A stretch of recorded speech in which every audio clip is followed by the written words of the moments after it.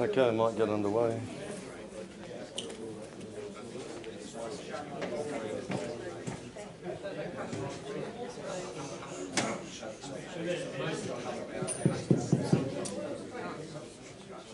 Good evening, everybody. We might get underway. I should first introduce myself. My name's Steve Parkinson. I'm fortunate enough, I think, to be newly elected cruising captain here. So I'll certainly be doing my best to continue on the good work that's been going on here at the club for many, many years.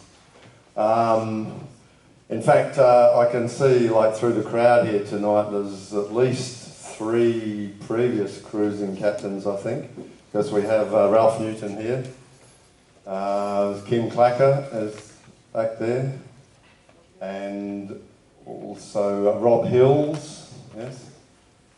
And we're also fortunate to have previous Vice Commodore Terry Baker here. Sorry, previous Commodore, sorry to demote you, Terry. But no, it's fantastic to have a calibre of these people here with us, and still active cruisers, of course. The other person I'd like to mention tonight is Dr. Ed Feathers, who, as many of you know, does the Let's Go Sailing program every Friday of the year, in fact, on Fremantle 91.3, is it? 91.3 FM. And in fact, he is going to interview our guest speaker, Christina, and have it on Friday week. And where's Ed? Ed's back there, for people who haven't met Ed. Please talk to Ed about anything to do with sailing. He loves talking sailing, and we love listening, and we can look on the podcast, which stays on for, I believe, 4 weeks, Ed? 4 weeks. You can look back on the podcast if you're not able to listen on the Friday afternoon, so that's all good stuff.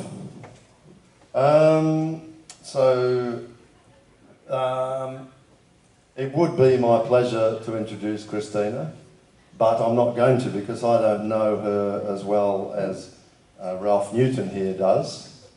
And Christina has sailed here in their boat with Bjorn, doing Quindelup cruises and things, and has been they used to call it the Quindelup Commodore, apparently, back in those days. Some of you probably remember that, and apparently she was for a couple of times. But Ralph Newton, and I must say myself just a little story on Ralph and Lynn Newton, and then I'll finish, because I really met Ralph and Lynn through the Bali rally that they led in 2013, when that was the reason we did the Bali then, was to cruise through Indonesia. And Ralph and Lynn Newton led that rally in their lovely catamaran Yandanuka. And did a fantastic job, and we really enjoyed it. So anybody who's planning to go to Bali this year, hasn't been before particularly, I'd recommend they have a talk with Ralph and Lynn about that. But Ralph, if I could ask you to come and introduce our guest speakers, please.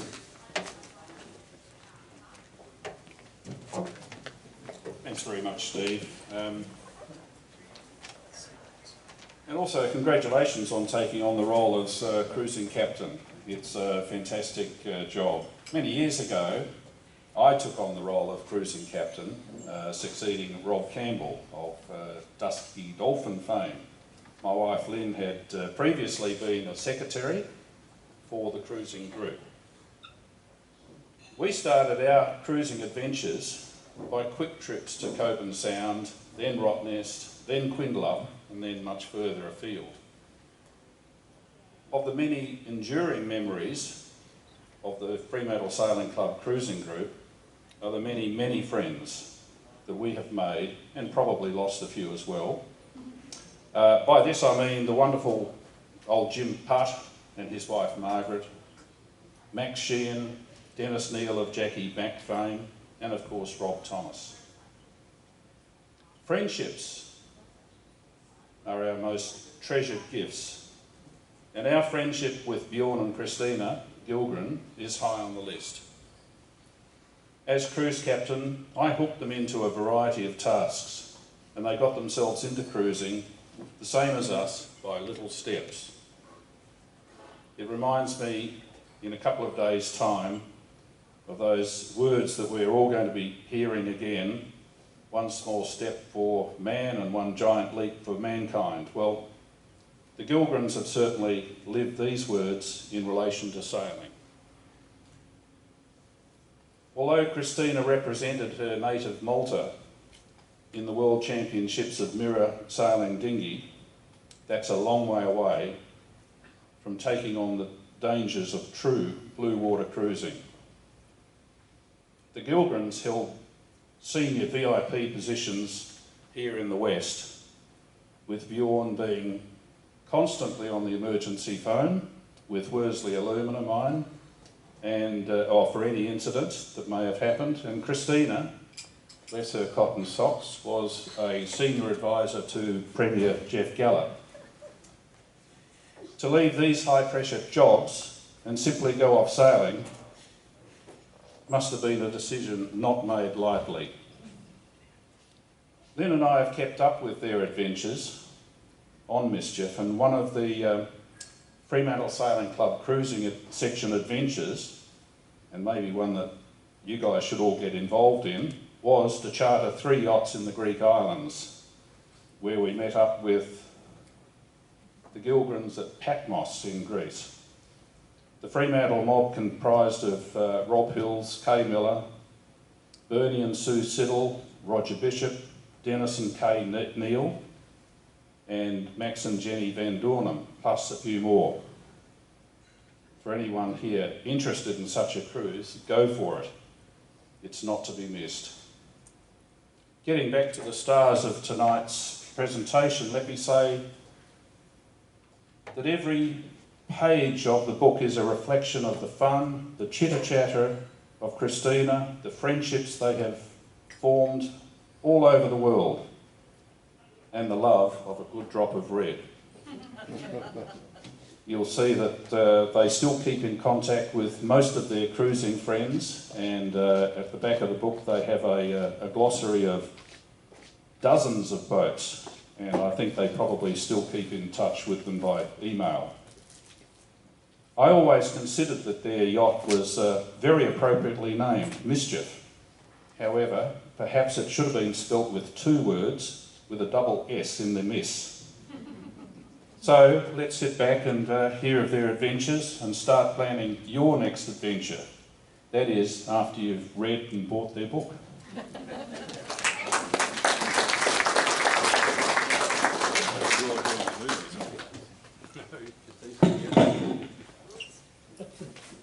Thanks, Charles. And of course, thank you, Steve, and the Fremantle Sailing Club for hosting me tonight and for this book launch. So I've only got about 40-45 minutes, and all I'm going to give you this time is a brief overview of the journey, with maybe a few highlights here and there. And this is a journey, as Ralph said, we were very busy in our working lives, too crazy. And actually, the easiest decision was to say, let's give it up and go sailing. And it all started, we were on business trips over East, and Bjorn spotted this Moody in New Zealand, and called me at my hotel, and Chris said, there's this Moody in New Zealand, and it's just sailed, you know, across the Atlantic and Pacific. It must be all equipped and ready. So off we went on the next plane to Opwa. Hang on a minute, let's make sure that this is starting. So there we are. Okay. And in Opwa, we found we had one look at her, and that was it. We fell in love with her, and she had everything. Looking a little bit tired. So what we needed to do is get the boat over to the west. For the sailors among you, be aware that buying the boat in Australia is heaps cheaper than buying it overseas and then importing. That's an aside. You'll find more about it in the book. But we got into Brisbane, and then we had Admiral Julie. Where are you? Oh, there you are, Admiral Julie, who sailed it round to the west for us. I joined them in Darwin and came down to Carnarvon, and they sailed the rest of the way. Well, once the boat was here, there was nothing for it but to actually start getting the boat ready for our big sail, big adventure. And stripped the boat, sanded it down, refreshed the boat, was looking a little bit tired, and we were ready to take off. But of course, first there was the big christening, and as you can see, one for the boat and one for the skipper. That was a very important part of the culture of having the boat. So, to start off, what we did is sail up the coast to the West Australian coast. We intended to go further, but time was of the essence. You've got so many sailing windows and you've got to fit into all the seasons. So we took off from Perth. We actually joined the Abrolhos cruise with the Fremantle Sailing Club. There said goodbye to so many of our sailing friends, and then continued up north. The Western Australian coast was probably one of the most exciting coasts in all our 7 years of sailing. It's so diverse, it's so beautiful, it's so magnificent, and it's so challenging, but also so much fun for a sailor. The sea life, the marine life is so rich, vibrant. There's your spangled damper at Coral Bay. You can practically catch them, but you're not allowed to, which is a good thing. Obviously, Ningaloo Bay. And we had quite a number of small adventures on the trip, one of which was when we were outside Exmouth, we had the helicopter talking to a tourist boat about where the whale sharks were. So off we went. And off I went into the water, and I forgot all about the sea snakes and the jellyfish and everything else. But that's not me swimming with that whale shark. Okay, we got to Dampier and got our visa for Indonesia, and sailed across from Dampier to Bali. We went on the back of high, so that we got southerly winds. We had a beautiful sail until we got almost to Bali, where we ran into a lovely current. We were doing 8-9 knots sailing, and overland we were going back 2 knots, 2 nautical miles, so we're actually going backwards.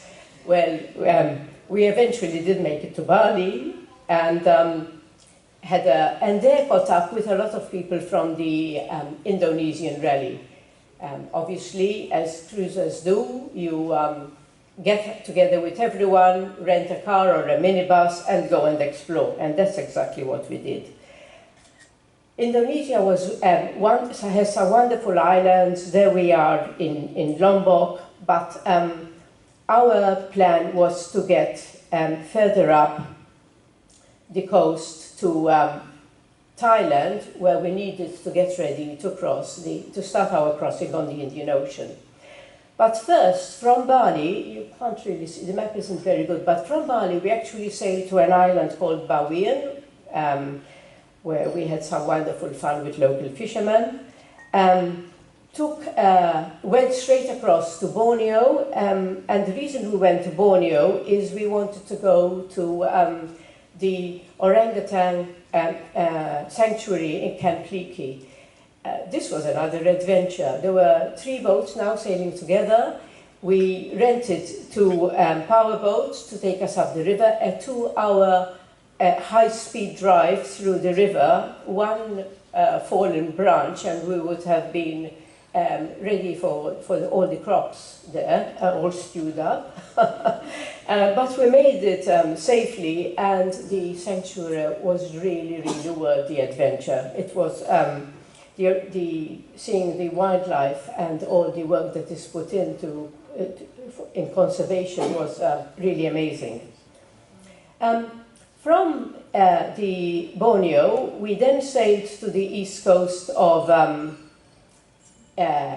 Sumatra, but we were told to keep away from, not to get too close to the coast because of pirate activity. So we went as a group of islands called the Riau Archipelago.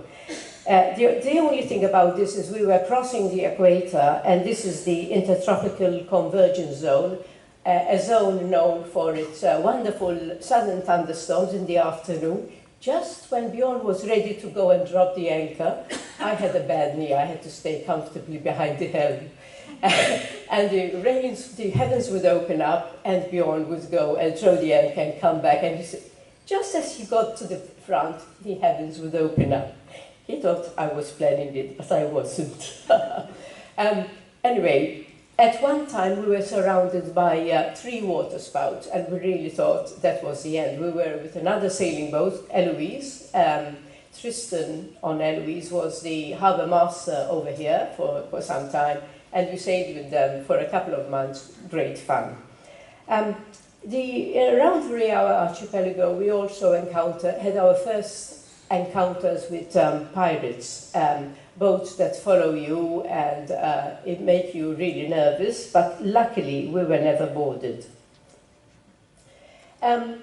Once we were leaving in Indonesia, we wanted to cross over to Singapore, to the east coast of Singapore. There's a river which you go up to a place called Savannah Cove, which is a very nice, safe marina for sailors to hang out in.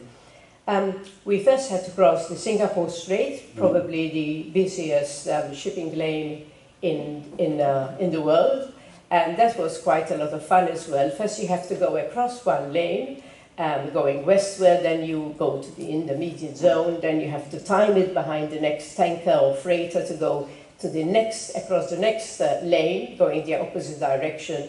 And we managed that. It was a bit of exciting time.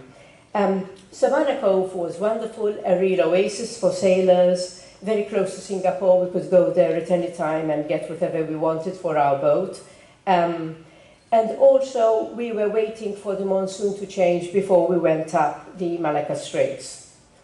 Malacca Straits, we were a bit wary because we were told about these Sumatras, which are these strong storms that suddenly come out of the blue and knock your boat over. We had nothing of that. We had a few windy hours, some evenings, but that was it, especially in the south. As we started going up, the water got more and more clear. Probably the most challenging bit was all the fishing lines, miles of them, and all sorts of types of lines. But again, you learn how they mark them with all the different flags, and wound our way through them without incident. Once we made our way to Thailand, the waters got incredibly clear, and Thailand is definitely a sailor's paradise, one of those. The reef system is incredible, the people are really friendly, and we had a very good time. But in Thailand, we also got ready for our crossing. In the Malacca Strait, the other thing that happened was we met many of the Australian sailors, and they were wonderful. Really warm, a lot of information, a lot of people continuing on the way. So we made good friends that we would sail with for a very long time. Well, soon it was time to get ready for our second crossing. We intended to leave with our friends, but a very small seal, the size probably of a peanut, stopped us from leaving with our friends. It was, we had an English engine, a Thornycroft, and we couldn't get the right seal for this engine seal. So we ended up, being Christmas, we ended up having to leave after Christmas. So we sailed off on our own across the Maldives. We were very nervous. This was our very first big crossing, our major crossing. Well, to cut a long story short, we put the sails up on day one, and had a glorious time for the next 9 days. Even broke our rule of not having some wine on the way. It was so beautiful, and it was magical. The experiences, the sailing experiences over here, what we saw in marine life and everything, was absolutely wonderful. And people keep on asking me, you know, all those big crossings, and I say the crossings were the easiest part of the whole trip. So there we were. We got to the Maldives. The Maldives were, we went to the northernmost atolls in the Maldives. That's the name of the atoll. It's too long for me to pronounce. Ivan Hadipulu. Probably not right, but anyway. The beauty of these people is they still, even though it was a small island, there were, you know, 2 customs officials that came on board.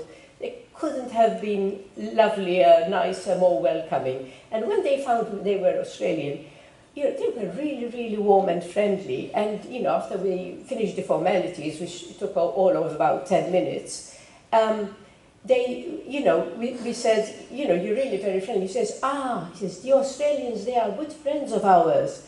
He says, when we get global warming and we go underwater, we're all coming to live in Australia. The Australian government said, you know, we have an arrangement. Well, I don't know anything about this, but I have to say they're very lovely people.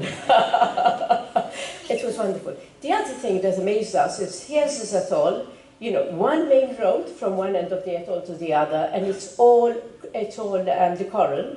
But beautiful, immaculately kept, spick and span, all the buildings made out of coral. They obviously very proud. They took us to see their little local school, their little health centre, all very well equipped, really, really gorgeous. The one thing is we were not allowed to, we were asked, kindly asked, not to go ashore after 6 p.m., after sunset, because we only had contact with the men on this particular island. But what they did to compensate is when there were enough boats, and we were about 30 boats in this anchorage, they held a banquet for us. And all the men, the young men, you know, they did all the catering, all the young men, you know, served us, as you can see over there, with our coconut drinks to begin with. And then we had music and everything else. And apparently they do this with all sailors coming through. It's the only people they see. They never see foreign tourists at all. So the only people they see are the sailors that go through. So that was a very nice touch and left us with very fond memories of the Maldives. But again, it was time to move on, and we come to our, here we are, 3rd crossing, which is Maldives to Oman, to Salalah. And this was our first landing on the Arabian Peninsula. The crossing itself was very pleasant. It wasn't as straightforward as the one from the Maldives, where we had the trade winds and would just sail along. So a little bit more tacking, but generally positive, you know, winds, and very nice kind winds until we were about 50 miles out of Salalah, where we ran into one hell of a sandstorm. So the first thing, Bjorn says, go down, put the radar on. Radar comes on, and we were in the middle of land. There was so much sand, you couldn't see a damn thing. We couldn't even see the bow of our boat, so we did the only sensible thing, which is we hove to, and for the non-sailors, this is when you actually put the sails against each other so you stop moving. And it's a bloody good thing we did, because when the visibility started lifting, we saw a lovely big freighter just 100 meters ahead of us, and we would have sailed smack into it. But there you are, you know, the wind gods, which you've read about, Ralph, were always there for us. Oman was very interesting. We, again, with all the sailors, you get together. The landscape is very desert landscape until you get to these, you know, southern valleys, the wadis, and they are amazing. You know, the greenery, the topography was something special. And there's one thing I'll never forget from Salalah, was going into the Frankincense Museum. World class, and we saw the probably, or they say, was the oldest map ever drawn of the world, which was quite something. In Oman, there was another challenge. We were now coming into our last big crossing, Oman to Aden in Yemen. And this was Pirate Alley. This was where all the pirates were operating. So what happens is all the boats crossing are all crossing around the same time. So you've got about 300. That year we had 300. There were 300 boats crossing. In the week we were sailing in, there was probably about maybe 100, 120. And what happens is every day boats arrive and boats leave. And when you leave in small flotillas, 4 or 5 boats together. We were 4 boats, we decided to leave together, triangle formation. We had everything worked out, we registered with the coalition warships, we had agreed ways in which we could communicate with each other without giving away our position to pirates. So we had all sorts of things. And by this time, I was also running the web. And I had probably about 100 boats on the Sailors' Web, twice a day, morning and evening, on HF radio. We got in touch and we exchanged all the news. So that was our planning, and off we went. Here we are. We decided to sail 2 kilometers, 2 nautical miles north of the shipping corridors, and there is one of the warships over there, and there's the helicopter. It hailed us on the second day, and actually for the next 2 days came and asked how we were doing, always encouraging us to go as fast as we could to get out of the danger zone.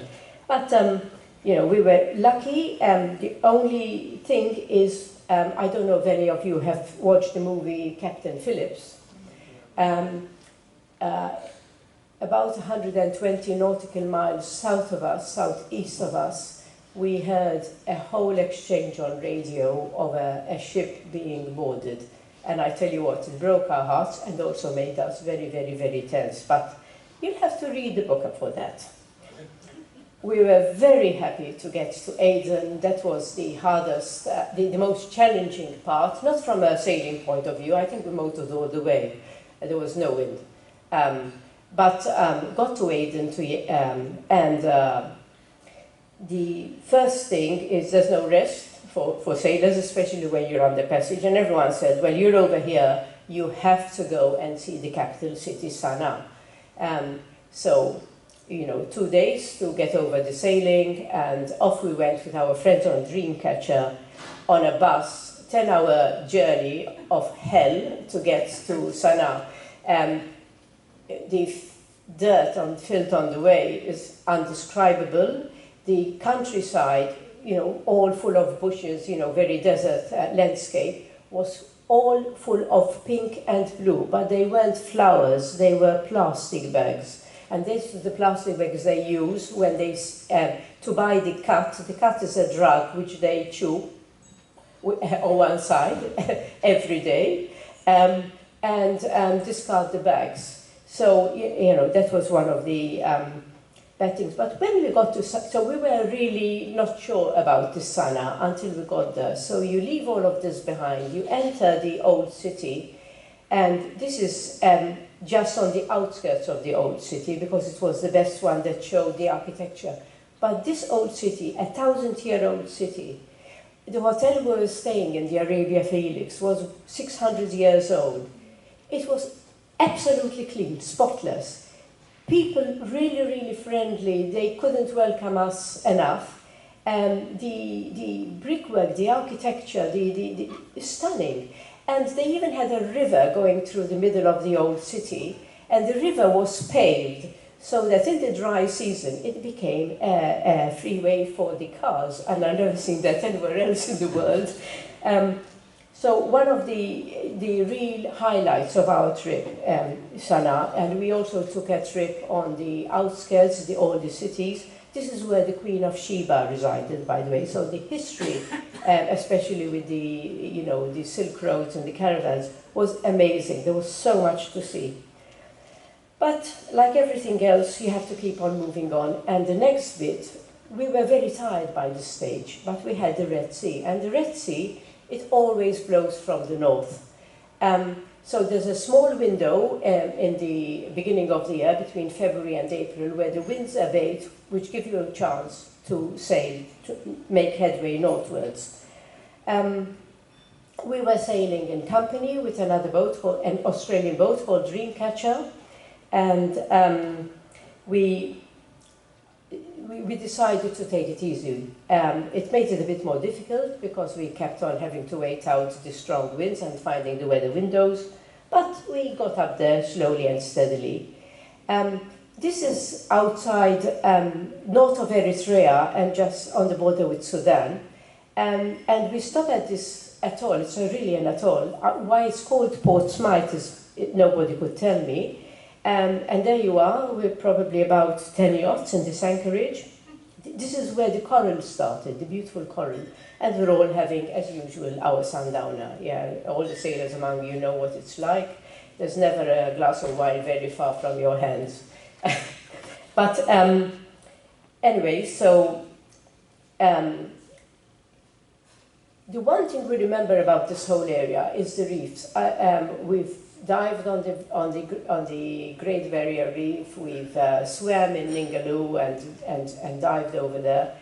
But the reefs in the Red Sea, especially between Sudan and Egypt, were unbelievable. The colors, the richness of the sea life. This is one place where the fish was really, really abundant. We did do some fishing, but I'll leave you to find out all about our wonderful adventures with fishing in the book. We came to this place in Suakin. Suakin, again, is reefs, so we go in through the reefs to the anchorages, beautiful anchorages. I remember this place so well because there was in the anchorage where we were, there was a small island with a lot of crumbling coral buildings.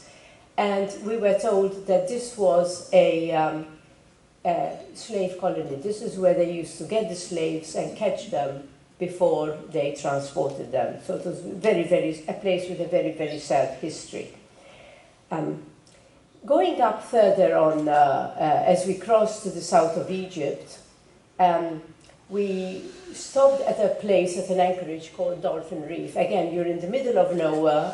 You go into this reef system. Outside the reefs, the waves are pounding. Inside the reef, it's absolutely still, 15 meters down, clear as anything else. You could see your anchor and everything else. And I woke up in the morning, went on deck with a cup of tea, and I saw the reef coming towards me. Out came the binoculars, and 100 dolphins swimming towards us. It was amazing.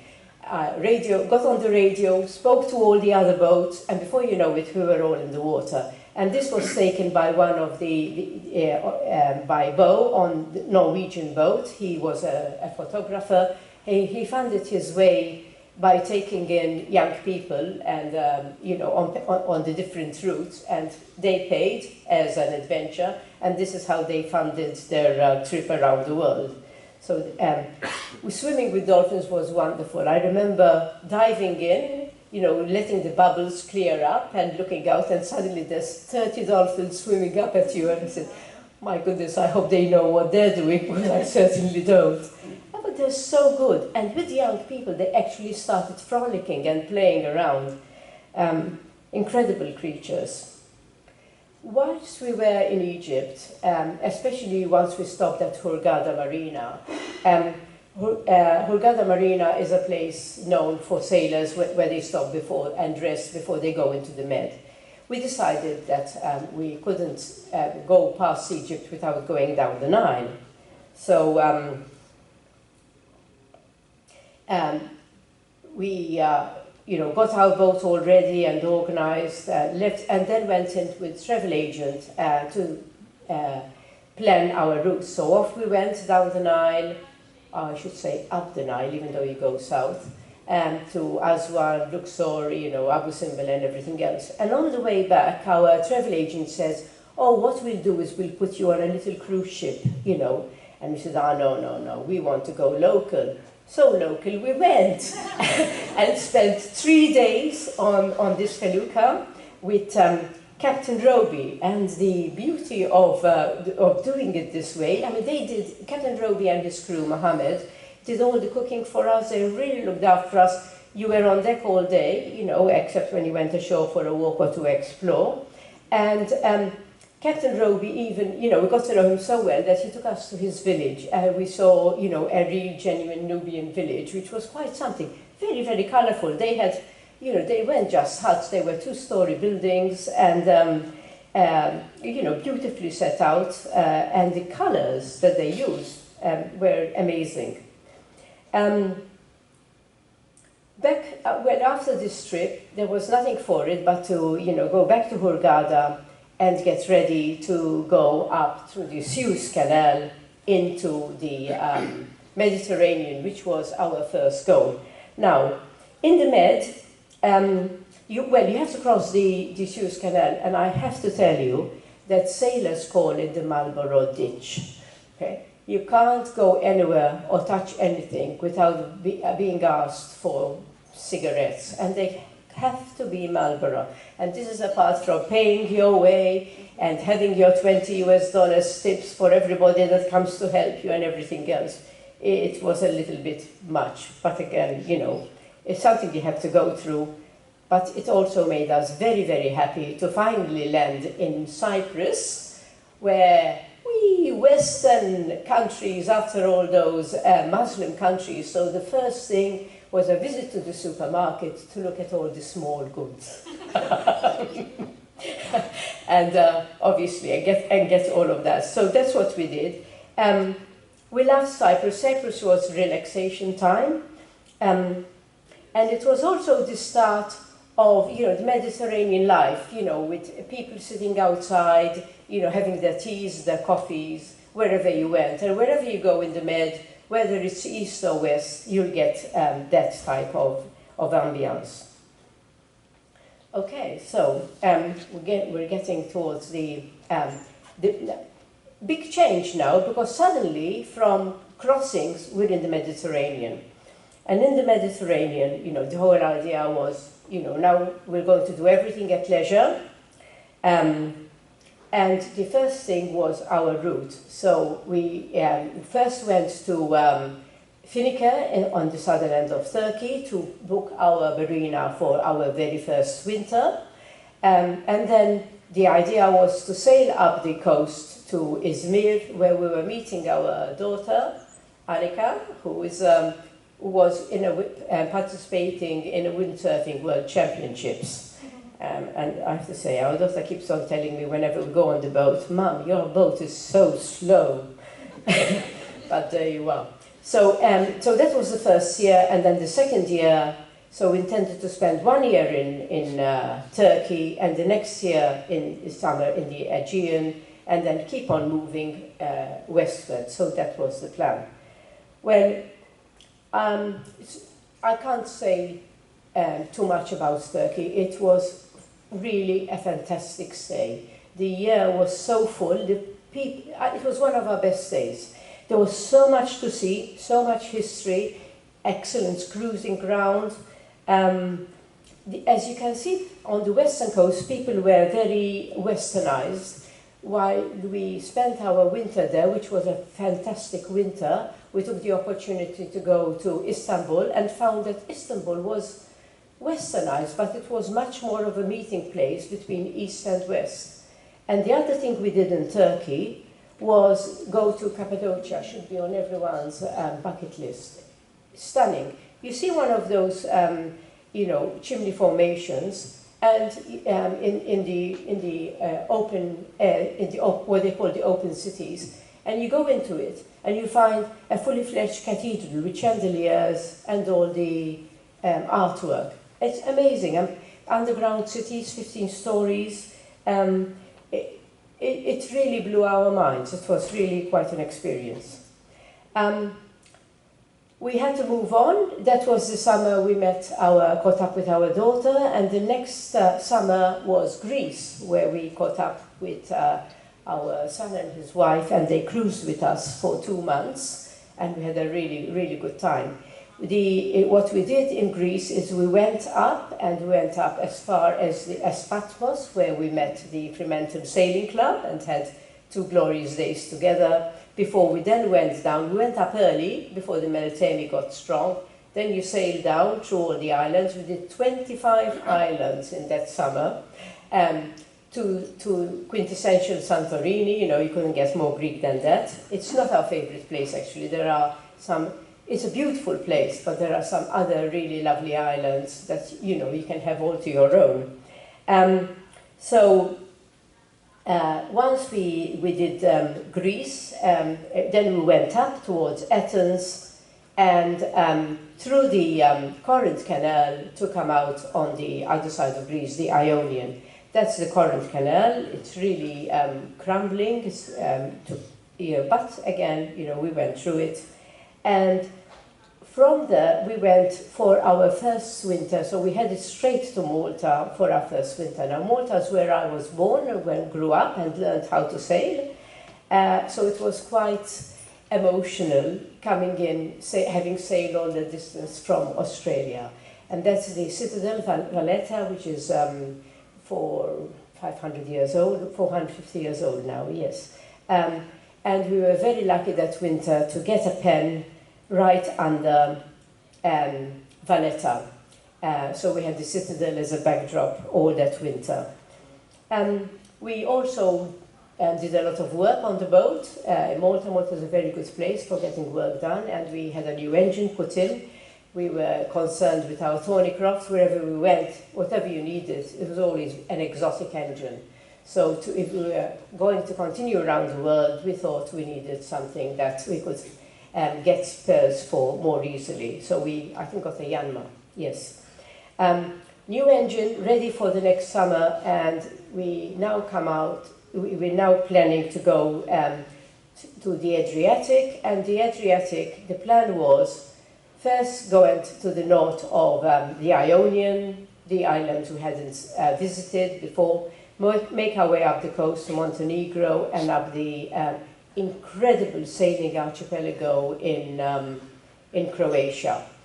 We had intended to cross over to Venice, but we ran into incredible bad weather. We had 2 weeks of thunderstorms. We never crossed over, but it was good because that meant that we sailed down the archipelago once more. The northeast coast of Italy is all either river delta or really big harbours. It wouldn't have been much fun. But we crossed over the last day, and although they were fishing villages, they were really, really quaint. And we had a very, very big surprise because one of the villages between Barletta and Bari was called Molfetta. And what we didn't know is Molfetta is the sister city to Fremantle. And we were the only sailing boat. We are the only Western boat over there. And when they discovered that we were from Fremantle, we had all these people coming up, especially a lot of the old guys, coming, putting their chairs around our boat, on the quay, and, you know, chatting away. And people were coming with olive oil and produce and wine and food and seafood and prawns. And I thought, well, if this goes on, we're going to have to open shop. But the friendships were amazing. Really, really fantastic experience. Croatia was also a sailing ground where, you know, there are a lot of cruisers. You really know you're in the Med. In Turkey, we had been introduced, as you are probably over here, to them coming around with ice cream on sailing boats, on the power boats, and fresh bread in the morning. And something similar in some parts of Greece, but only in Croatia would you get a whole market come to your boat, which we thought was very funny. that whole coast of Italy, that east coast, the Puglia region, is really lovely and very few tourists, so there's a lot to see. So again, another one to add to your bucket list, maybe. Well, after that, it was back to Syracuse, which we fell in love with. I remember Syracuse before we left Malta 40 years ago, and it was a really dingy place. But the way they've cleaned it up, especially the old city, is really stunning, very, very beautiful. Got to Malta and found that we didn't have we wouldn't get a berth, so we had to go 50 nautical miles north to Marina de Ragusa, where we, beautiful new marina, where we spent the winter. Now this is when everything got thrown into turmoil, and I'm almost at the end of our talk, okay? Because my mum fell and had to give up independent living, and suddenly we said, oh, we can't very well up and leave them alone. And then the next thing we know, Bjorn's dad takes a turn for the worse up in Sweden, and we said, with nothing for it, we have to spend a few years here. But there was a big challenge. It's very difficult to be Australians in Europe. You can only be in the Schengen areas for 90 days out of every 180 days. So you have to leave the whole Schengen. You can't go between Italy and Greece. But then we had, so to stay in the Schengen area, we had dual passports. We had Maltese EU passports, and apart from our Australian. So that allowed us to live there.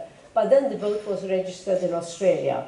So while we were traveling, that was okay, we could get away with it, but we weren't going to get away with it spending time in Malta.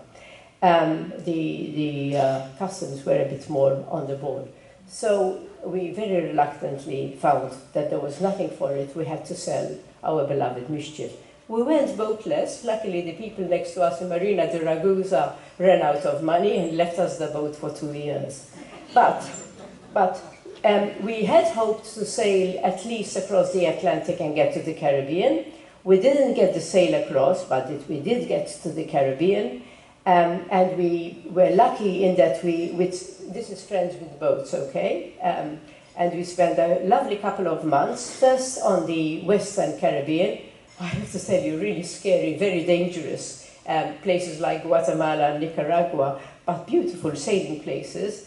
And going down to Bocas del Toro, and then going to the Windward Islands, where we sailed. We spent a month going up from Grenada through every little atoll and island until we got to Martinique. Again, lovely sailing grounds, probably the best from a sailing point of view, because in the Mediterranean, it's either blowing a gale or there's no wind. In fact, sailors call it the Motorranean.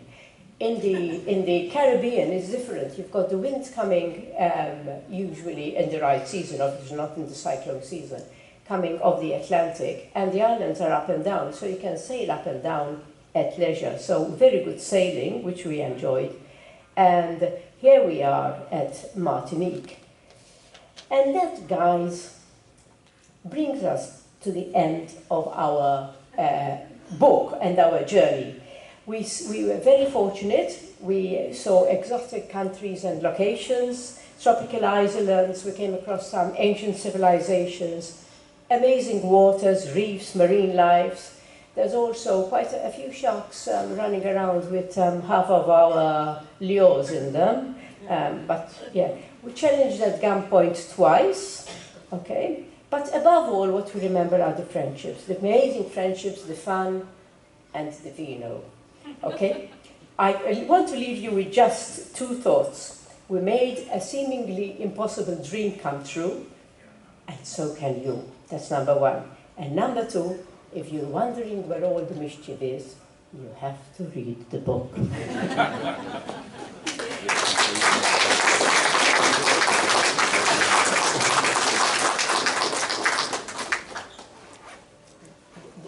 For those that are technically minded, there is a bit about the book as well, about the boat in the book as well.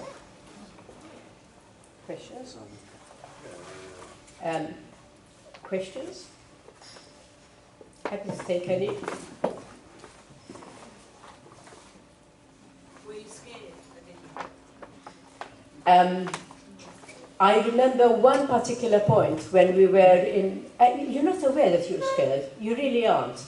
It just happens, you know, and you're just dealing with the situation. But I remember, especially when we were in the pirate alley, I looked down and there was these fishing boats, and we thought they were pirates. They were about to board us. Their behavior was so erratic.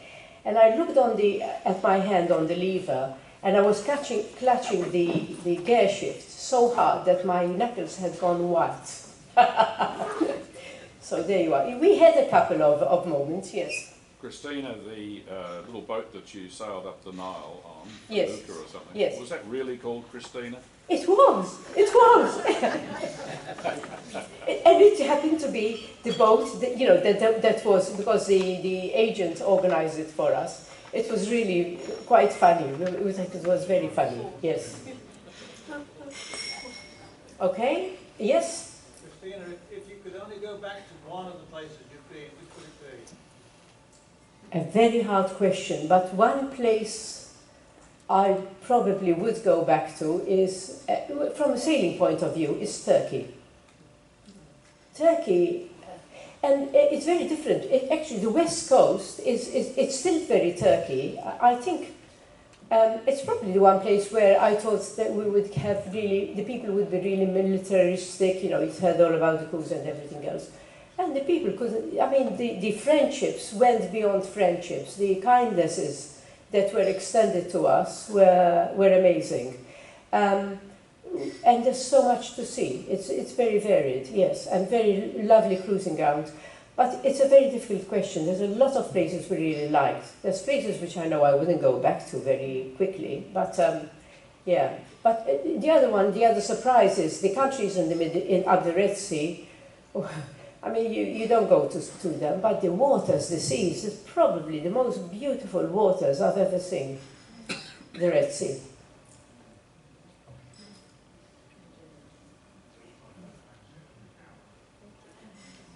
Christina, I think you had a very capable engineer on your boat. Can you tell us some of the things the engineer was able to take care of for you on the boat? How you kept him busy, I'm just wondering. Well, I didn't have to. You see, Bjorn is an engineer by, that's what his trade is, and a bit of a perfectionist.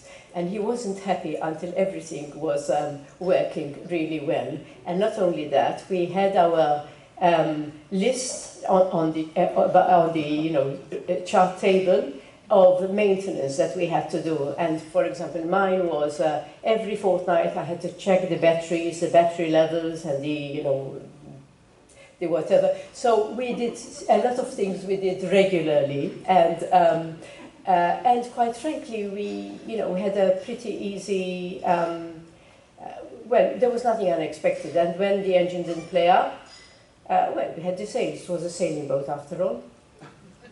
But I have to say, Bjorn saved our bacon when he spotted that I was almost ran into a reef which was not charted. What happens with charts is you get the big charts and the little charts, when they load them onto the chart plotters. And in some areas, they're not very well done. And I was looking at a chart which was, a bigger chart, and I hadn't zoomed in enough. And the reef was on the zoomed in, but it wasn't when you zoom out. And luckily his eyesight is better than mine, and we very almost ran into that reef. In the middle of the Red Sea, that would have been disastrous. There's nothing around you, But luckily we're also sailing in company, which which helped, yes.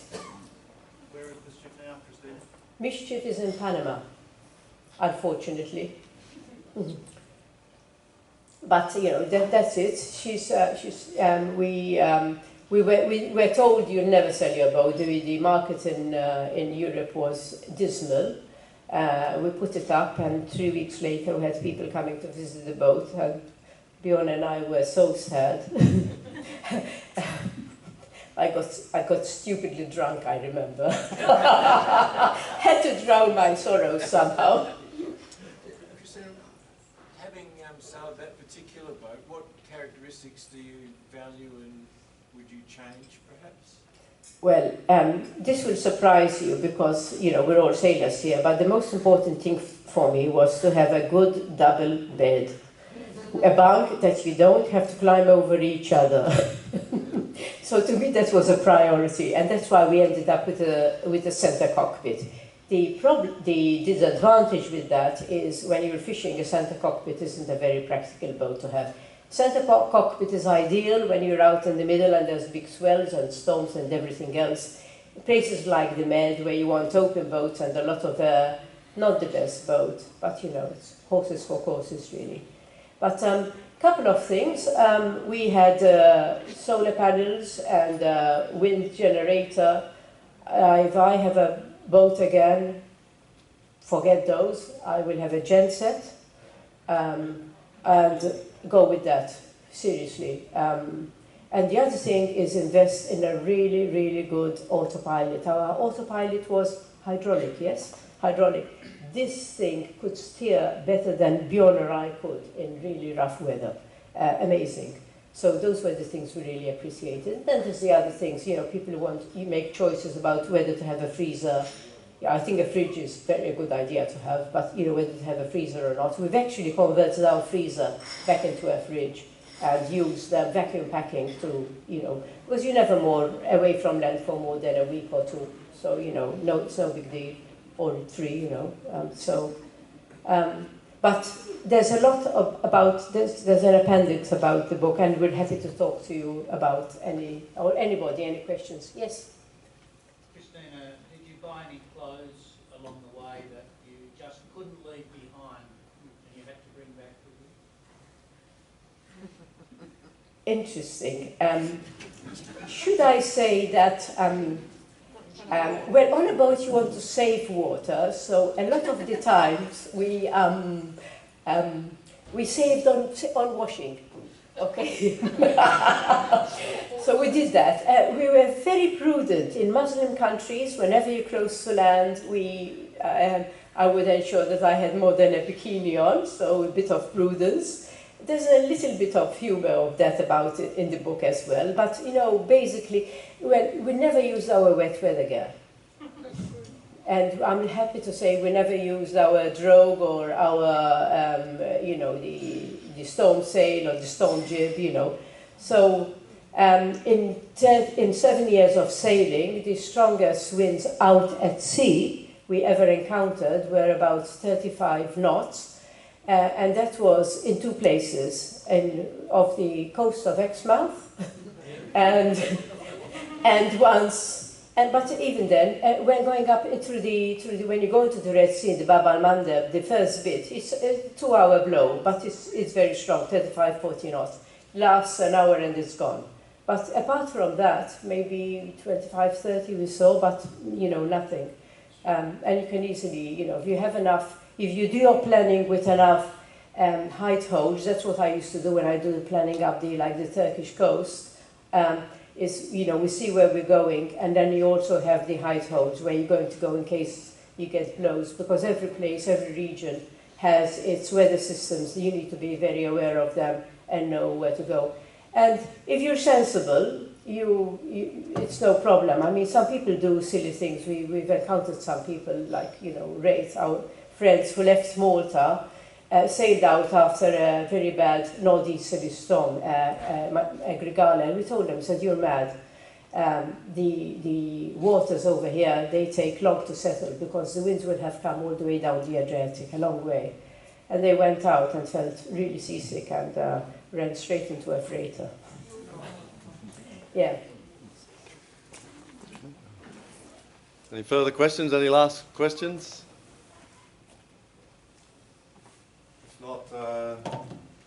I'd like to thank Christina very much. Very inspiring story, and congratulations, fantastic after giving away your working life to take off on another life. So very inspiring to us all. Thank you.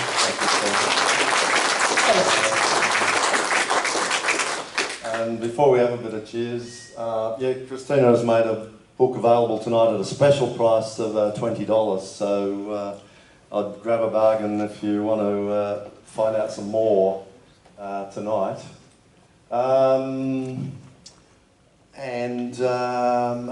Just before we close, the bar's open for a little bit further, and just like to mention that next week we've got John Sanders and Dr. Stephen Davis giving us a presentation about no plastics in the ocean and some research around that, so hope you can make it to that as well. Please stay on and have further chats. Yeah, thanks very much, everybody.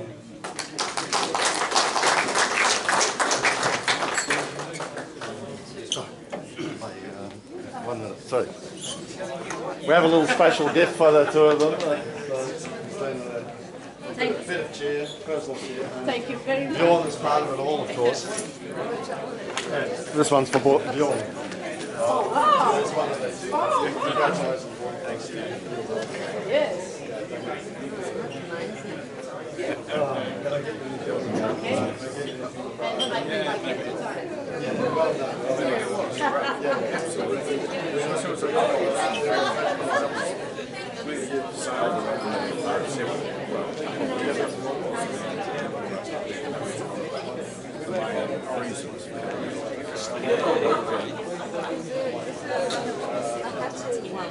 With all the documentation and the other stuff.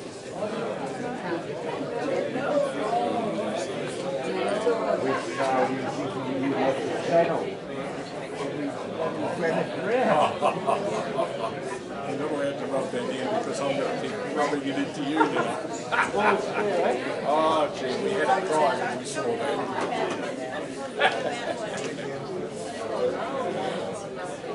Actually, it wasn't too bad. Certainly really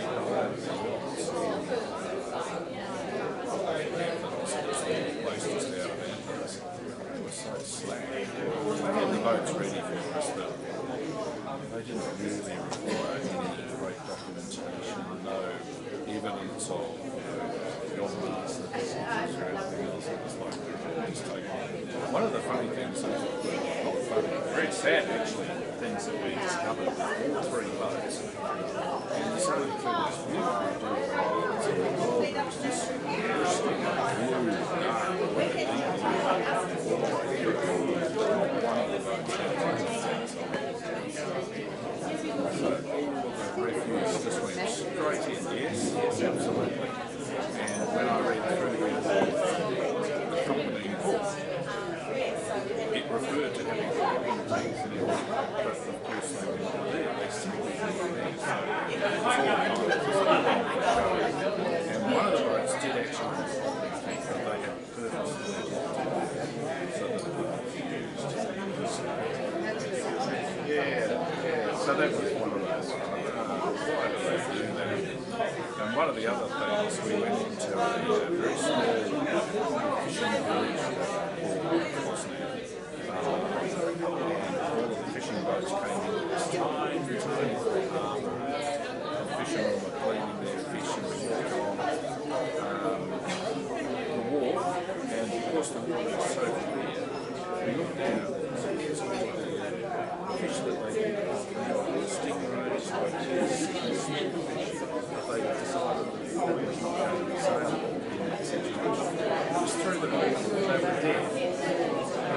And it just occurred to me when they put their nets up, they could have easily sorted them, threw them back in, still alive, and they would have survived perfectly well. Yeah, so that was sad. And then we went to Mass there at one of the Greek Orthodox churches, which is very close to me, Catholic anyway, but it was quite funny because then I sat down in the back, sitting in a suit, sat over there sometime, and the old fellow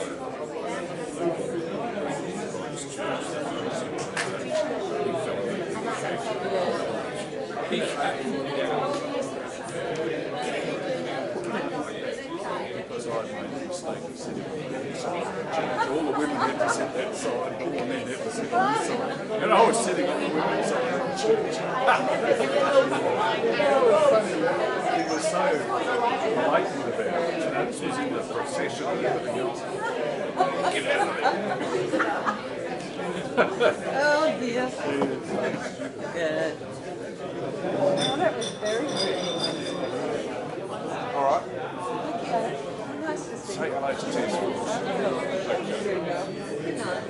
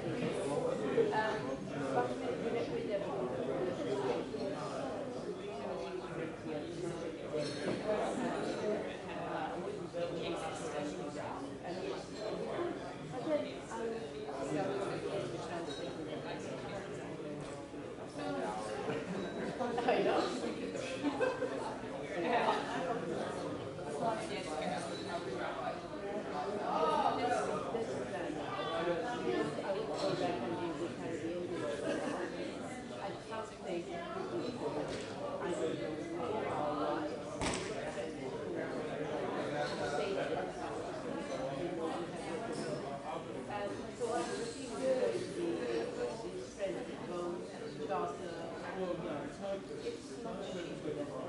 I'm not so keen on yeah, maybe I have some that way around.